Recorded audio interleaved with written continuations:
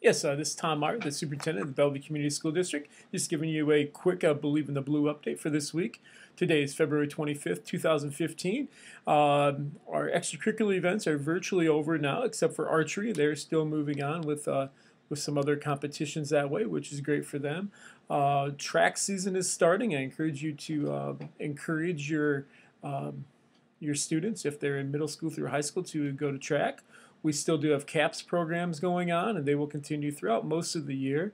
So there are some after-school things and school things in general that students can still participate in. So I encourage you to do that. A couple quick reminders of upcoming events. We have parent-teacher conferences on this upcoming Wednesday and Thursday. That's March 4th and 5th. They run from 3:30 to 8 at the elementary. They're scheduled by time frames that way. Middle school, high school, they're open to just coming out at any time during that time. Teachers will be available. And others that you may want to talk to that way. It's a great time to just check in and see how things are going regardless of grade level, and I think it assists students in recognizing that mom and dad or whoever it is still are paying some attention to their grades and what they're doing in school.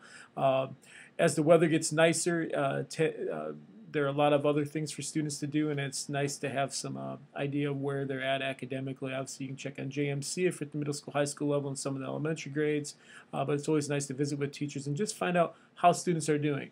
Not necessarily what the grades are, that may be one question you have, but how are they doing? How are they learning? And everything like that. So that's this upcoming Wednesday and Thursday.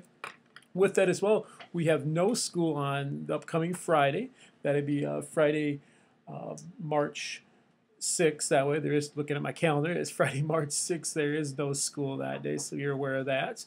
That's another thing that way. It's a teacher day that way, so people can come on. So we do not have school. Second thing here, I just want to go over real quick here. You know, we talk a lot about what's going on in school and everything like that. And someone mentioned to me today, it was our middle school, high school principal, and Mr. Raker talked about he had heard someone talk recently about 3 things that all students need to have, regardless of age, regardless of what they're going to do after they graduate from high school.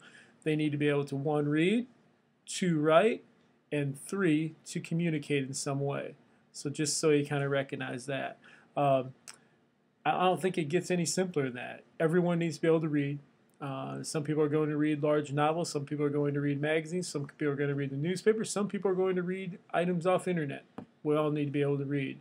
You need to be able to write. No matter what you're doing, no matter what job you have to be able to write and communicate with others that way through your written language. Whether it's filling out an application, to completing resumes, to writing at work, notes to coworkers, whatever the case is. And the third thing is communicate. You have to be able to talk. And I think those are really simple things to think about that way, but we tend to forget some of the basics sometimes, and those are the basics.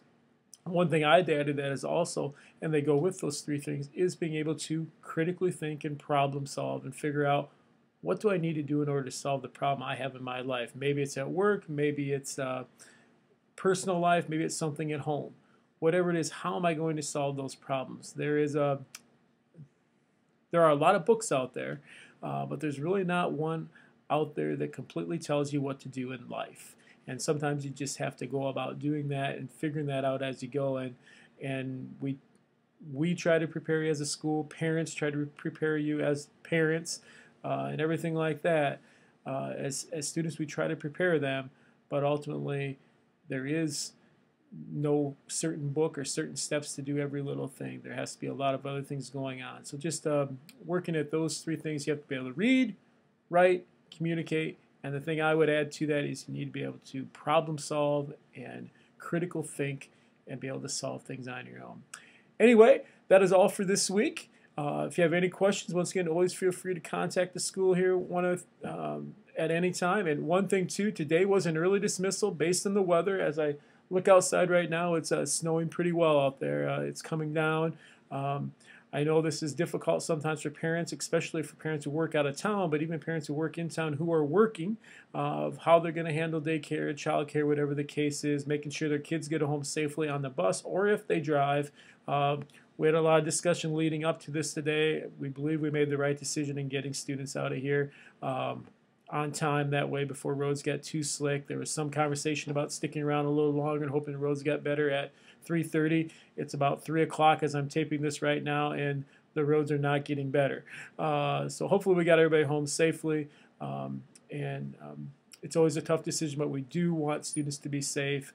As far as the rest of the week, hopefully we're here on time and in school all day the rest of the week, and that goes for the rest of the year, frankly.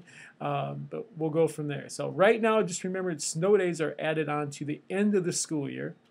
I don't anticipate that changing drastically unless we have several more cancellations of school days, which hopefully does not happen. But anyway, hope everyone has a great day. Travel safely.